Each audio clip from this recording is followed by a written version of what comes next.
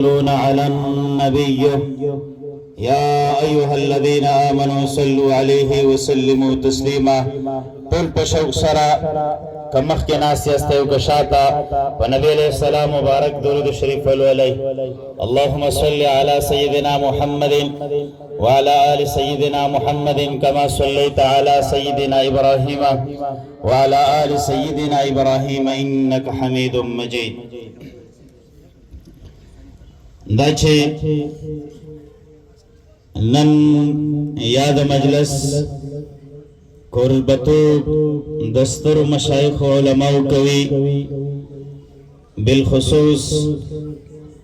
د هیواد ستر شخصیت زمونږ د نسبت ښکلی ترجمان د شهید اسلام نابغه رحمت الله علیه ښکلی نمونه د لوی علمت خاوند فضیلة الشیخ ابو عمر عبدالحق الحنفی صاحب دامت برکاتهم العالیه زمونږ استاذ او زمونږ لارښود، د دې ترڅنګ چې د کندوز ولایت د مشاهیرو مشایخو سره څخه شمارلی شي، د هغوی په اجازه څومره علما مشایخ او صوفي کرام د افغانستان اسلامي امارت بالخصوص د مجلس ټولو ګډونوال ستاسو په اجازه دا خو د جناب مفتی مولوي صاحب محترم چې د دې محمد اعظم مولوي صاحب محترم او د دوی اراکین د دوی شفقت د داسې مشایخو د وړاندې خپلې خبرې مناسبې نه ګڼم. دا چې اوس مدعو یم غواړم د دې مجلس سره تړلې یو څو مختصرې ستاسو درانه حضور ته عرض کړم. دوستانو تاسو چې راغلي یاستئ د دې مدرسې د جلسې عنوان دی دا چې د مدرسې نه څه ځوانان فارغ شوي دي او دغه د مدرسې خلک خوشحاله دي، دا مشایخ علما یې راغوښتي دي دوی خوشحاله دي. مخکې مولوي صاحب خبرې وکړلې رښتیا خبرې وي، هماغسې وه الحمدلله اوس په ګڼ تعداد خلک راغلي یاستئ، خو داسې معلومیږي دا موسم خو هم ښایسته موسم دی، نوړی دی په ازاده فضا کې د اسلامي بیرغ د چتر لاندې او ښکلی موسم د ښکلو علماو د مخ کتنه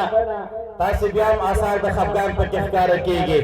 نو رښتیا وایي تاسې هم خوشحاله یاستئ که نه؟ تاسې په شوق جواب راکوئ، په شوق جواب راکوئ. دا چې د مدرسې دستربندي ده او د قرآن کریم څخه خلک فارغېږي، د باري تعالی امر دی قل بفضل الله، د خدای تعالی په فضل باندې اله العالمین امر کړی چې قرآن کریم باندې خوشحالتیا وکئ. تاسو که چې وي پوه شم چې ویښ یاستئ، خوشحاله یاستئ که نه یاستئ خوشحاله؟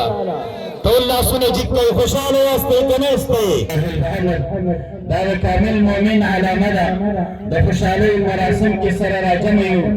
دلته مدرسه ده، دلته قرآن عظیم الشان تدریسېږي، نبي علیه السلام احادیث تدریسېږي، دلته به د آینده په وخت کې دلته علما ورکول کېږي، دلته به هغه خلک روزل کېږي چې د سړو نه سړي به جوړوي، دلته به هغه خلک روزل کېږي چې بیا به د دې مظلوم امت رهبریت په غاړه اخلي باندې. دا انشاءالله العزیز د دې وعده ورکوم. عوامو ورونو تاسې واورئ، علماو خپل مسؤلیت ادا کړئ، په ډېرو سختیو تکالیفو باندې د خپل د ژوند خوشحالي د لاسه ورکړئ، تاسو ته امن راوستی، په تاسو باندې احسان دی، تاسو باید د دې معاونت وکئ. دا مدرسه چونکې دا یو صحنه ده، معلومات به درته وي، مدرسه شاته ده. موږ پرون رایسته راغلي یو، د سړي زړه درد وکړي، څومره علما په مینه لګیا دي، څومره انتظامات یې درته نیولي دي، دا به څومره خوند کولی چې هر یو کس راتللی او که څه اوس هم ده نه کېدلی، هسې زنده‌باد ویلي خوند به یې کړی وی. ډېرو مخلصو مسلمانانو وکړل، خدای دې اجر ورکړي. مدرسه په اسلام کې کوم حیثیت لري؟ دوه خبرې کوم بس. یو دا مدرسه د څه شی څنګه پیدا شوه، دویم دا چې مدارس خو ډېر د کومه مدرسه به انتخابوئ به ان شاء الله خبرې بس کوم مدرسه په اسلام کې اول ترین چې پیدا شوله د نبی علیه السلام مبارک څه صحابه کرام راغلل درس یې پې ویلی نبی علیہ السلام مبارک به درس ورخوده غریبانان صحابه کرام به داسې روایتونه راخیستې دي خورن دومره غریبانان وه په تن یې لباس یوه جوړه وه وایي د شپې به خپل کالي وینځل هغه د صفه طالبان ښایم اصحاب صفه به یې ورته ویل بیا به یو کس د شپې ځان نه یو عادي شی راجمع که او جامې به یې وینځلې سبا به یې بېرته هغه جوړه اغوستله ابو هریره صاحب فرمایي وایي قسم په الله مونږ اویا نه زیات کسان وه یو قسم په مونږ کې داسې نه وه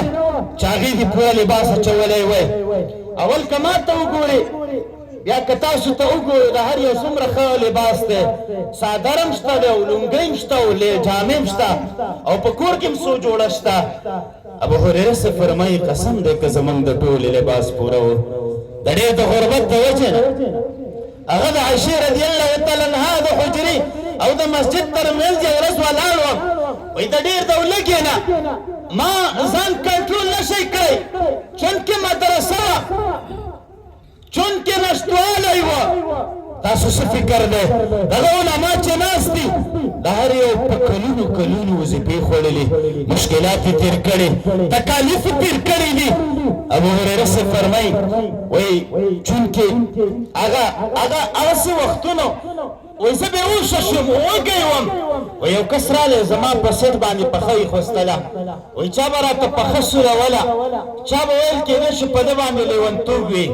چا به ویل پیری وي بیا وایي والله ما بي جنون قسم دی که ما باندې لیونتوب وه ما باندې لیونتوب نه و چونکې مدرسه وه وږی وم څه شی نه و چې خوړلی مې وی هغه اول وختونه چې صحابه کرام به تېرول لکه څنګه امام مسلم صاحب راخیستې دي عمر صاحب یو ورځ راووته وږی ډېر وه ابو هریره صاحب فرمایي وایي کله چې به موږ وږي شو حیا مو کوله چا ته هم نشو ویلی چې موږ ته ډوډۍ راکړه وایي موږ به لار کې ودرېدو خلک به پوه شو چې دا خو وږی دی او کله به نبی علیه السلام نه د یو مسلې پوښتنه وکړه اشاره به دا وه چې موږ وږي یو عمر صاحب فرمایي وایي زه راووتلم چې پام کوم ابوبکر صدیق رضی الله تعالی عنه هم رالی وایي ابوبکر ته وویل عمر صاحب وایي ما ورته ویل چې څنګه راوتی وایي راته ویل چې ته څنګه راوتی ما ورته ویل راوتی یم په کور کې مو ډوډۍ خلاصه وه داسې څه شی نه وی چې خوړلی مې وی وایي ابوبکر راته وویل چې عمره ته چې څه شی راویستلی قسم دی زه هم دغې راویستلی یم زموږ هم کور کې څه شی نه و وایي موږ په خبرو کې لګیا وو چې سردار دو جهان محمد رسول الله صلی الله علیه وسلم رالی وایي نبی علیه السلام وویل چې څنګه تاسې راوتلي یاستئ د الله رسول نبی علیه السلام راته وویل قسم په الله ای زه صحابه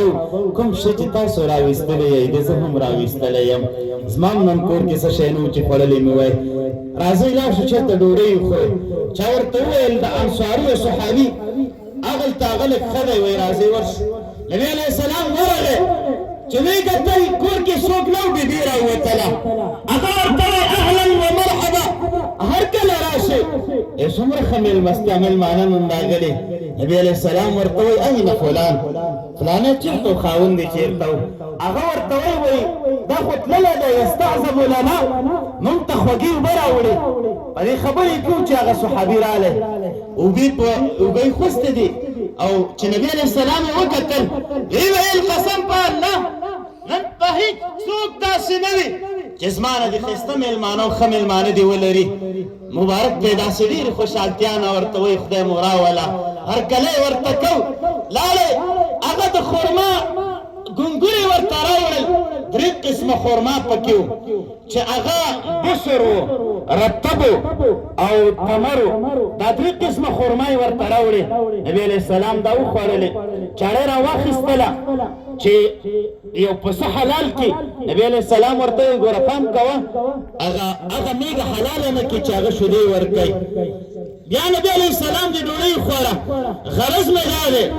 دغه مدرسه اولني وختونه مشکلات و مدرسه کې وخت تېرو داسې تکالیف یو ورځ یو نبی علیہ السلام ته یو مېلمه راغلی نبی علیہ السلام وفرمایل دا به څوک بوځي ابو طلحه صاحب ورته ویل زه به بوځم وایي ښځه صحیح ده چې دی کور ته راغلی نو کور کې خو څه شی نه و ښځې ته وایي څه شی پاخه دي ښځه ورته وایي یو لږ شی دي چې هغه موږ بچو ته ورکړو نو خو نه څه نشته دی چې وایي کو ابو طلحه ورته ویل داسې کار به وکړې وایي مېلمه به موږ راولو وایي مېلمه به دلته کښېني وایي ته به راشې خپل بچیان دې ویده که په یو چل باندې او مېلمه چې کله کېناسته وایي ته به راشې په یو چل باندې دا ډیوه به مړه کړې مېلمه به دا فکر کوي چې دا موږ سره لګیا دی ډوډۍ خوري هغه به په دې فکر لګیا او موږ به ډوډۍ نه خورو وږي به کېنو خو چې مېلمه یې راسره وخوري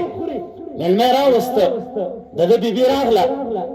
ډوډۍ کېښوستله په یو طریقې سره یا یې په لمنه ډیوه ووهله یا په هره طریقې سره ډیوې مړه کړه مېلمه دا فکر کوو چې ما سره کوربه هم لګیا دی ډوډۍ خوري کوربه ډوډۍ نه خوري وایي چې مېلمه وږی پاتې دی هغسې وختونه هغه انعامات چې اوس موږ او تاسو دعوه لرو دا چېرته دا یوه خبره دویم دا د مدرسې حالات دي نن زموږ مدارس هم داسې دي دویم خبره مدرسه کومه مدرسه به انتخابوئ هغه مدرسه انتخاب کوئ چې ستاسو عقیده پکې ښه کېږي هغه مدرسه خپل بچو ته انتخاب کوئ چې هغه نه ستاسو آینده نسل ښه شي خپل داسې دې نه شي چې بیا تا ته راپاڅېږي او درته وایي ته مشرک او ته کافر داسې دې نه شي چې بیا وایي چې زما مور او پلار په کفر خدای نه اخیستل شوي مدرسه دغه مدرسه چې سبا تاسو لپاره قدوه جوړ شي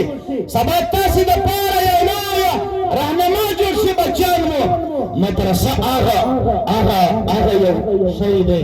چې نن خلکو ته انسانیت ښودلی مدرسه هغه ځای دی